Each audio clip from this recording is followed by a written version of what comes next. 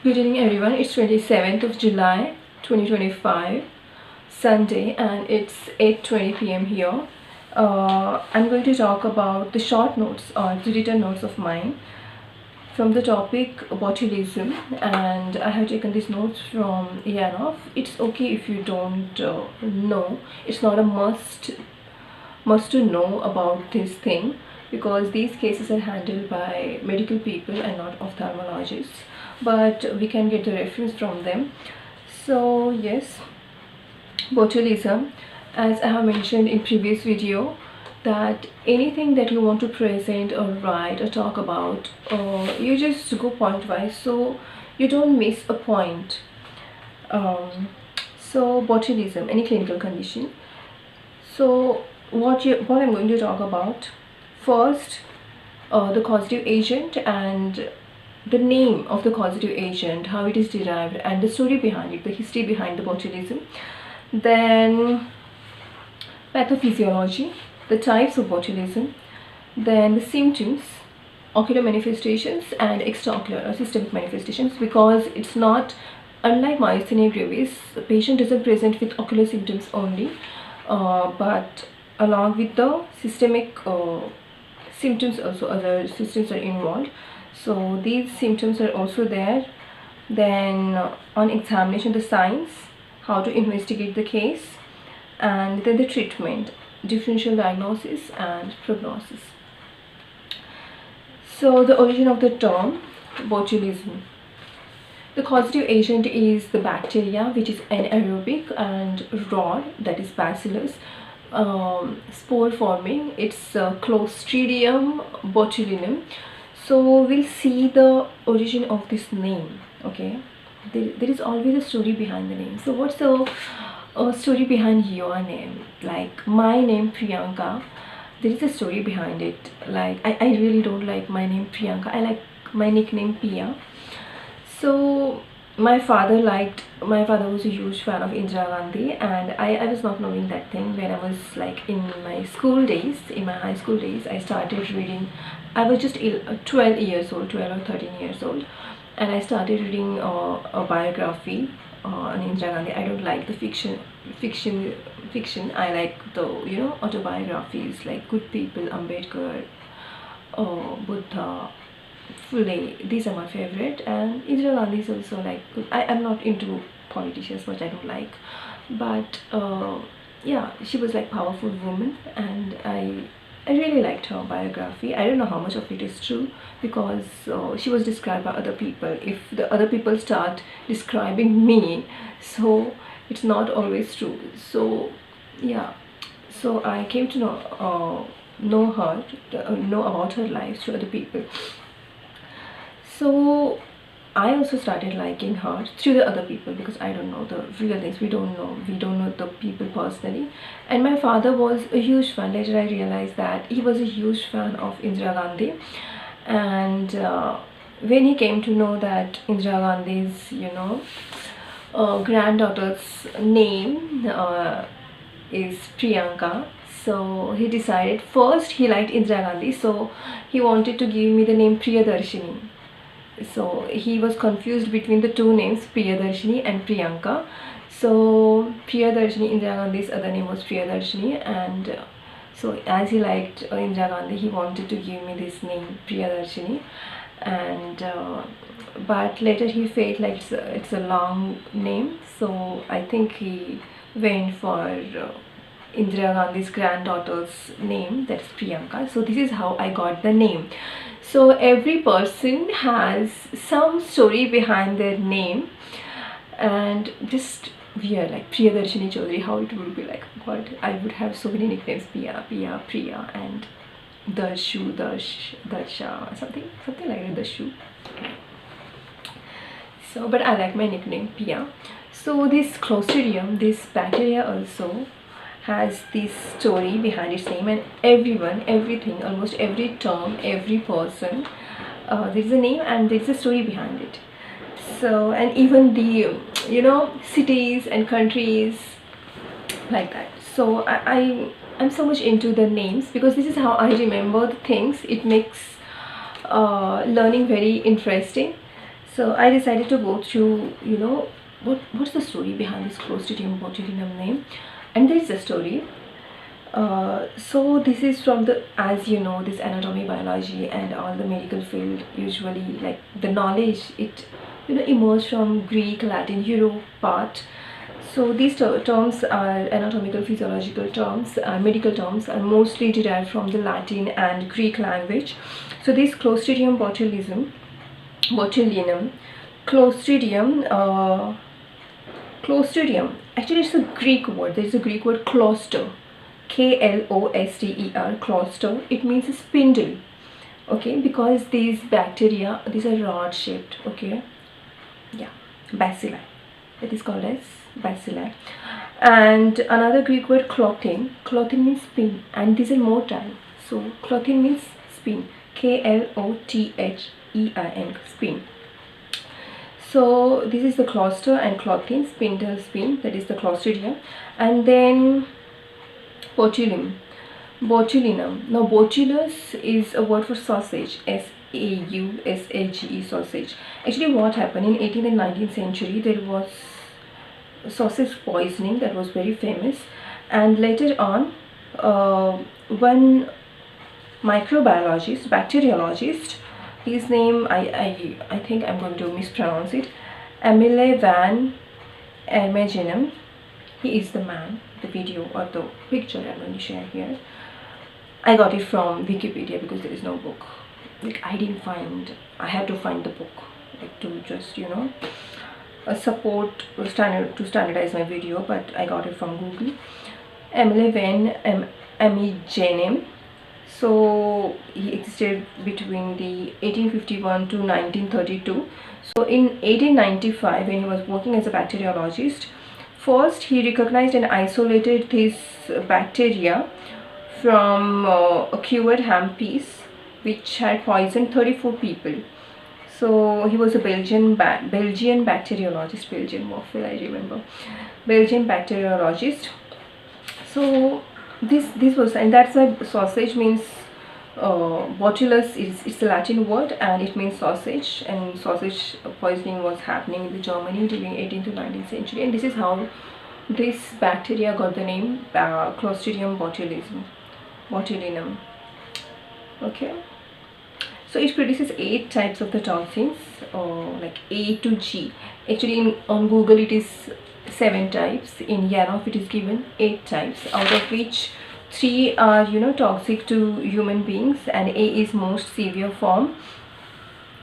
The site of action of this toxin, it's a neurotoxin. So where it acts on the presynaptic nerve terminals, and it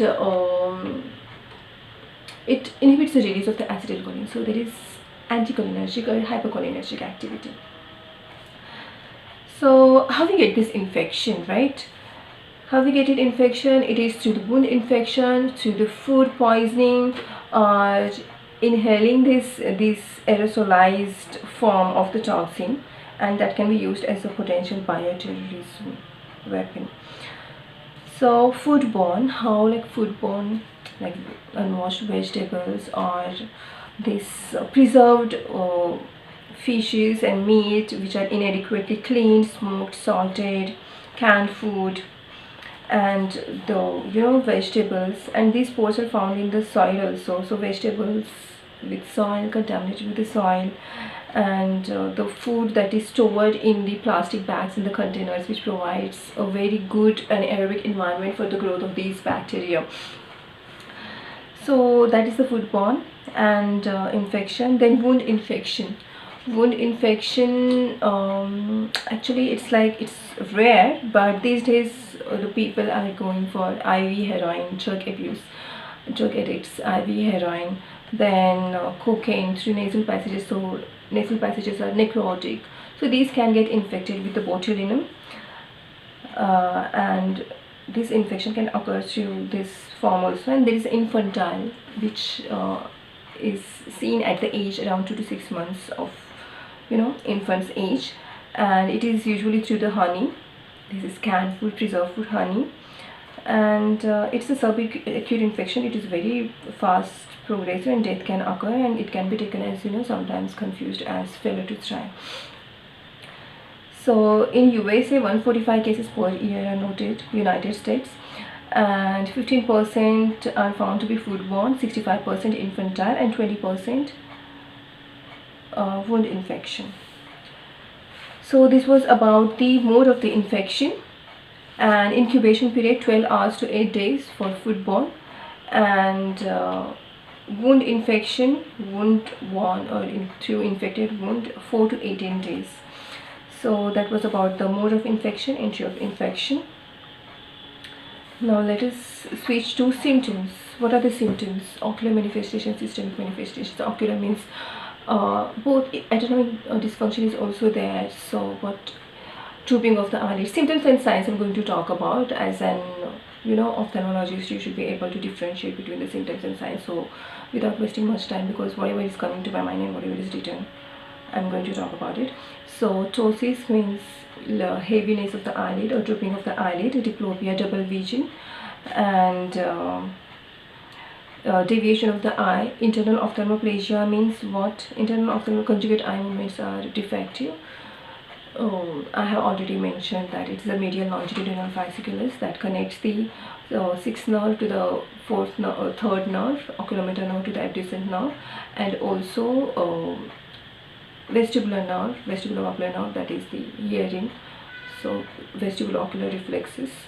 So if it is the frontal eye field and parapointal reticular formation. Suppose if I want to look on the right side, it's left frontal eye field that is stimulated, and that will send signals to the right parapontine reticular formation, which connects the abducent nerve to look to the right side, that innervates the lateral rectus, and then it goes on the opposite side as opposite, that is left medial longitudinal fasciculus, and connects this right abducent to the left oculomotor nerve, and then it is stimulated, and then medial rectus acts, and this is how we look on the right side. So it is the left frontal eye field, right parapontine reticular formation, right abducent, and left oculomotor nerve, which come into play when we want to look on the right side, and opposite side is true when we are going to look on the left side. So this is when we want to look on the right side, it is the right side, it is the left medial longitudinal fasciculus, it is the right parapontine reticular formation and left frontal eye field which are stimulated. Okay, this you remember. So yeah, and eyes, cholinergic activity. So if there is decrease in the cholinergic activity, means sympathetic activity is this thing. So the pupil must be, there should be dilatation of the pupil. So accommodative paralysis can be there, obviously, poorly reactive to light because of that. Then another manifestations, gastrointestinal manifestations, facial weakness can be there, then go down, respiratory difficulties can be there, then go again down, or further down, then gastrointestinal symptoms, vomitus, abdominal, constipation, urinary system, urinary retention, and patient is conscious and air febrile. It's like patient is conscious, air febrile, patient is aware of everything but not able to move. So this is like locked in a body kind of a state. And yes, so these are the symptoms and the signs. Hypolacrimation, every secretion is reduced. Hypolacrimation, hyposalivation, that is manifested as dry mouth. And other cranial nerve palsies, bulbar paralysis, dysarthria, difficulty in speech, dysphagia, difficulty in swallowing, pharyngeal muscle paralysis. And in infants, poor cry, weak cry, poor sucking, poor feeding, facial weakness, constipation. These things are seen in infants, and yeah, even respiratory failure rate can occur, and it is very, as compared to myasthenia gravis, it progresses rapidly. Now, it can be seen in patients hypochlorhydria, sorry, following the gastrointestinal surgery. Yeah, because the acid is not there, and its acid is protective against this bacteria. So diagnosis, how it is diagnosed, is based on the clinical symptoms, and there are so many different diagnoses of myasthenia gravis, but it is not like it doesn't progress fast. So history, clinical examination, signs, symptoms, and when we are suspecting botulism and when we want to confirm it, but it takes longer time to diagnose it when we're just going for the antitoxin, to see the using the antitoxin method. There is a mouse bioassay. I think they kill the mice. I have to see mouse bioassay means what. I think they inject the toxin in the mouse, and then yeah, I think they do it. So I'm very sad to know about this kind of technique. My mouse bioassay. I have not got into further details of it, but I'll just share in the description box confirming what is mouse bioassay. I think they inject it in the mice. So for diagnosis of the presence of the toxin, stool is collected, gastric aspirates can be collected, vomiters, and at least 20 ml of the serum is needed. And for that, mouse bioassay is the technique that they use to separate or confirm the presence of the toxin. And also the source of contaminated food, if available. Contaminated food also can be tested. Near Help Center it can be provided. Electrophysiological studies, like these are very similar. The findings are similar to Lambert-Eaton syndrome because there is hypocholinergic activity. Acetylcholine activity is less because the presynaptic acetylcholine release is hampered in the Lambert-Eaton syndrome also. That video I'll make tomorrow. One video every day, like small video, because it takes a lot of time and I really want to complete my study target till I get long-term video fellowship, and I don't give up on my aim. Yeah, just because people are jealous of me. So differential diagnosis is Guillain-Barré syndrome, Miller-Fisher syndrome. Ascending descending paralysis is there. In infants it is descending paralysis, infant botulism. So differential diagnosis: myasthenia gravis, Guillain-Barré syndrome, Miller-Fisher syndrome. Myasthenia gravis, it spares the pupil. Myasthenia gravis, where pupil is involved in this. Light near dissociation can be present in the botulism. Poliomyelitis means light reflex is absent, accommodative reflex present, accommodative reflex absent, light reflex present, or absent. It can be there, and any combination can be there.